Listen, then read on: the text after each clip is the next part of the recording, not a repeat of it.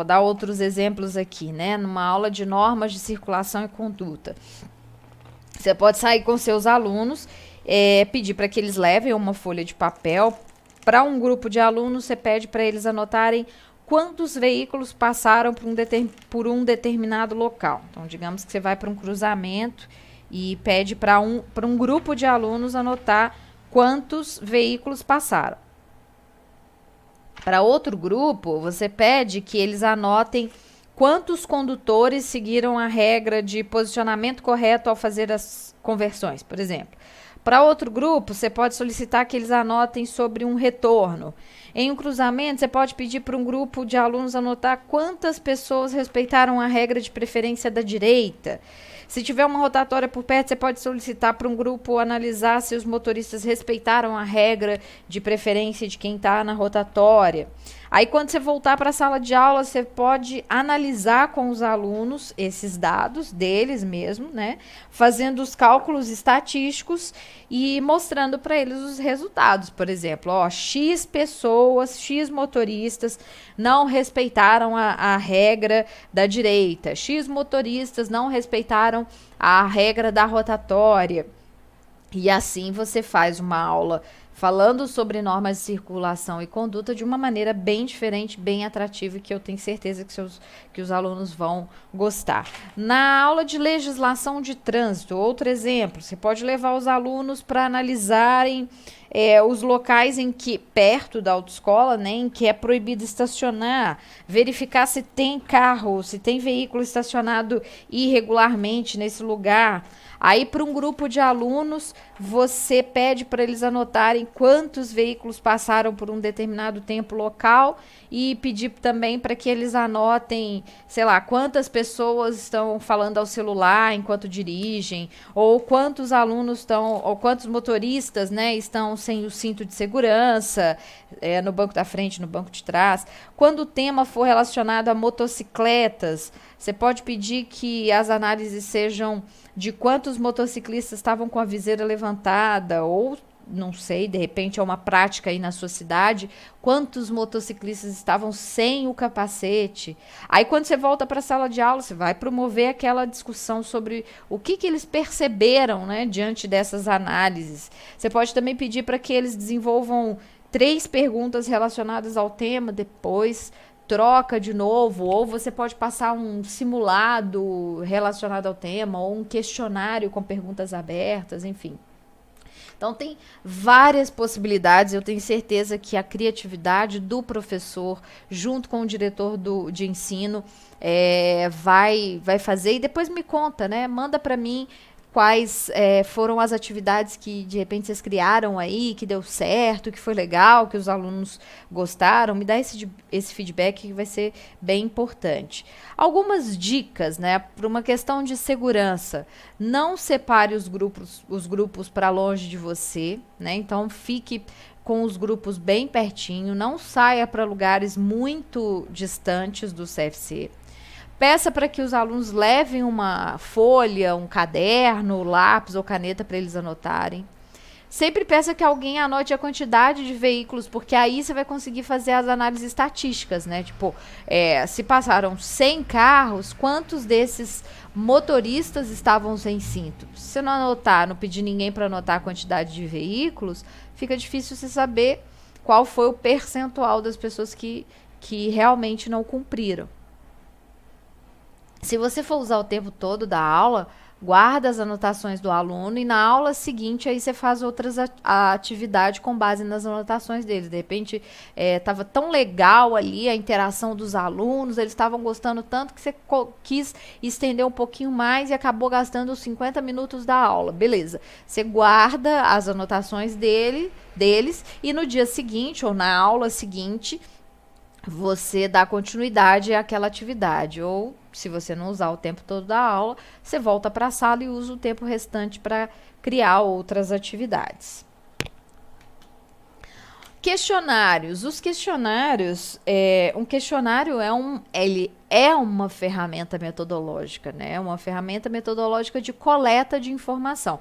Tecnicamente, o questionário vai investigar por meio de um número de questões, aí você que vai definir, né? Apresentadas, essas questões são apresentadas por escrito.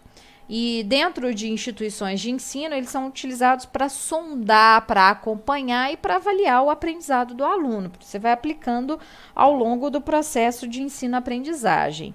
É muito comum no curso teórico a aplicação de simulados do Detran. Mas eu vejo que os questionários é uma estratégia que é pouco utilizado, né? De perguntas em formato de questionário não é tão usada assim pela maioria. Veja, eu não estou dizendo por todos. Talvez você aí no seu CFC, o seu instrutor, já use questionários, mas não é muito comum para a grande maioria. A vantagem do questionário sobre os simulados que eu vejo, né, é que você sai um pouco do sistema de perguntas de múltipla escolha em que o aluno já tem a resposta pronta ali na frente dele, tendo apenas que eliminar aquelas erradas e marcar uma correta. Além de fazer o aluno pensar sobre aquele tema, no questionário ele vai precisar pesquisar, seja na apostila, no material dele, nas anotações que ele fez, para poder responder corretamente as perguntas que ele fizer, que você fizer para ele. Então, eu vou falar um pouquinho aqui de alguns modelos, alguns tipos de perguntas que você e o seu instrutor, né, podem colocar em questionários diversos, tá? Perguntas de respostas abertas.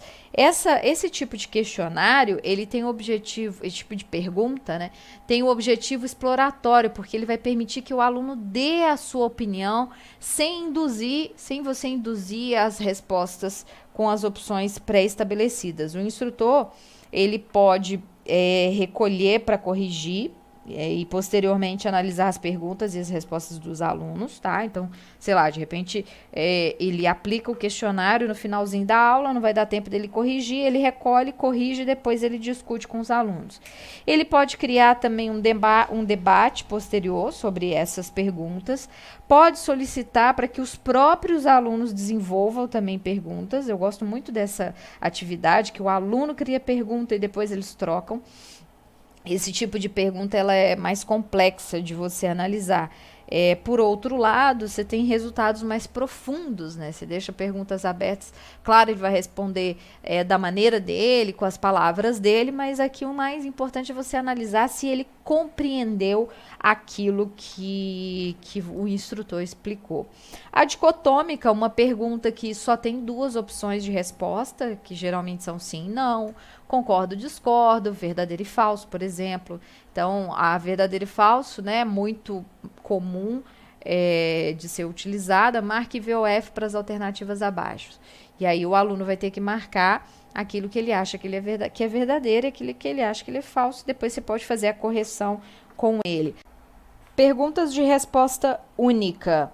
São perguntas em que apenas um tipo de resposta pode ser escolhida. Um uso comum desse tipo de pergunta para medir o nível de satisfação de uma pessoa sobre alguma coisa. Por exemplo, em uma escala de 0 a 10, qual seria o seu nível de aborrecimento ao ser fechado por um condutor? É um exemplo. Essas perguntas pode ser que você consiga levar, né? O ideal é que você consiga levar o seu aluno a pensar sobre o seu comportamento atual e o quanto isso poderia influenciar no trânsito. Então, sei lá, de repente poderia colocar assim: em uma escala de 0 a 10, quanto você está disposto a usar o cinto de segurança no banco da frente e no banco de trás? Ah, Roberta, mas isso não cai na prova de legislação do Detran. Não cai na prova, mas você está ensinando o seu aluno só para passar na prova? Essa é a grande questão.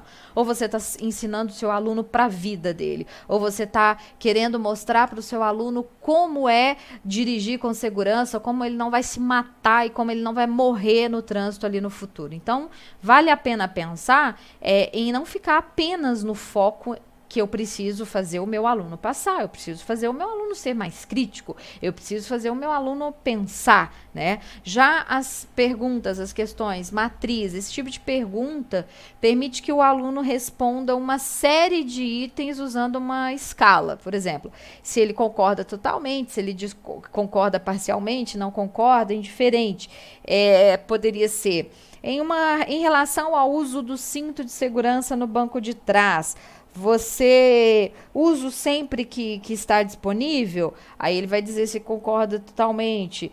Uso somente quando o motorista me solicita, ou uso apenas quando passo por uma fiscalização, uso sempre, enfim.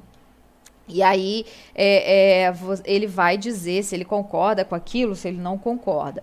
Outro tipo de pergunta é a pergunta de ranking, né? Nesse tipo de pergunta, o aluno ele precisa ordenar as alternativas de acordo com uma escala que ele entende ser a correta para ele. Então não tem certo e errado aqui, né? Pode ser, aliás, depende, né? Você pode criar situações em que não tenha certo ou errado, que vai ser a opinião dele, e outras que tenham, sim, as respostas corretas, que é o exemplo que eu vou dar agora. Então, pode ser a função, a preferência ou outro fator que é determinado. Exemplo aqui, ó.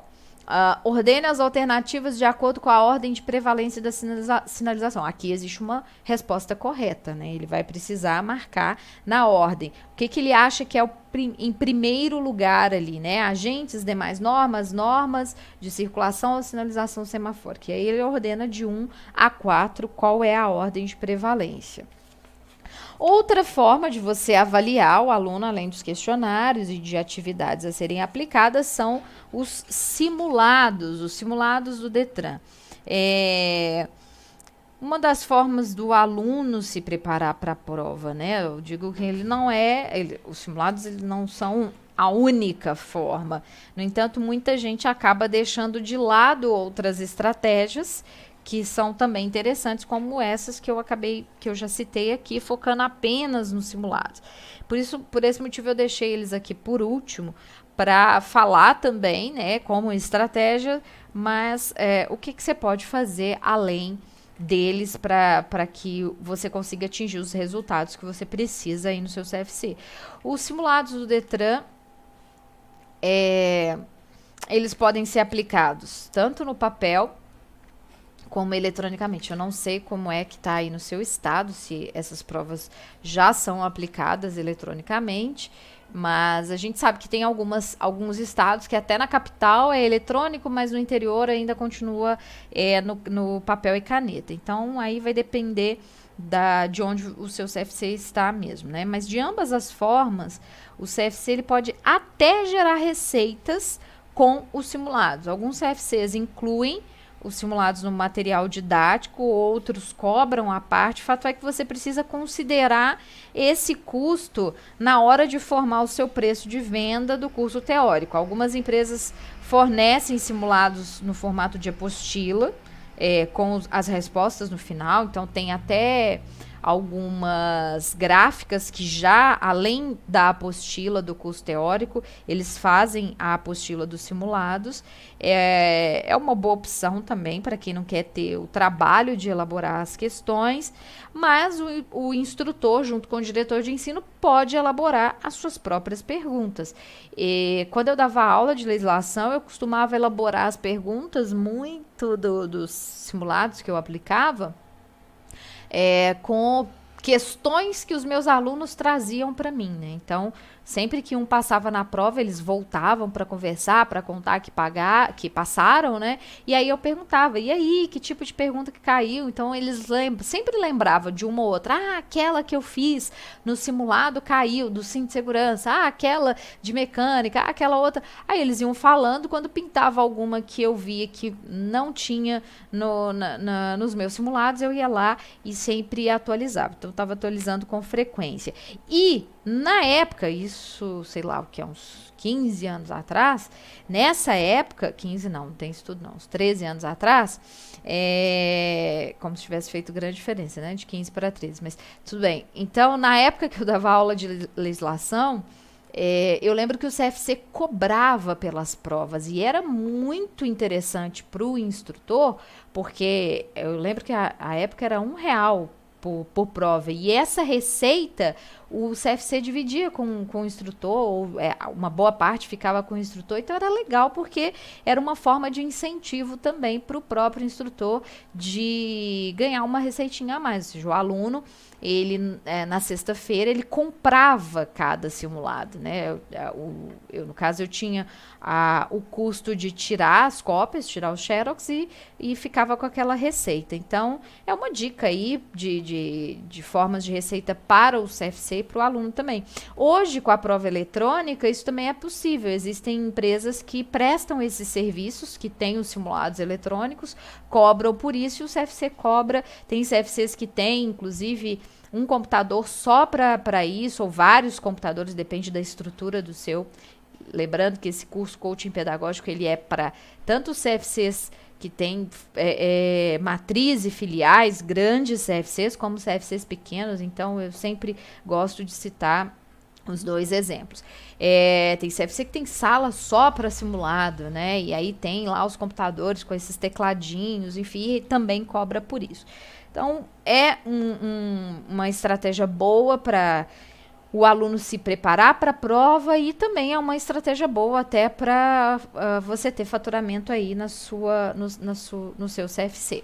Ok? Finalizamos essa aula. Para nossa próxima aula, eu vou falar sobre os objetivos específicos da etapa teórica, a resolução que substituiu a resolução 68, mas que foi revogada também, mas vamos falar especialmente com foco nos objetivos, beleza?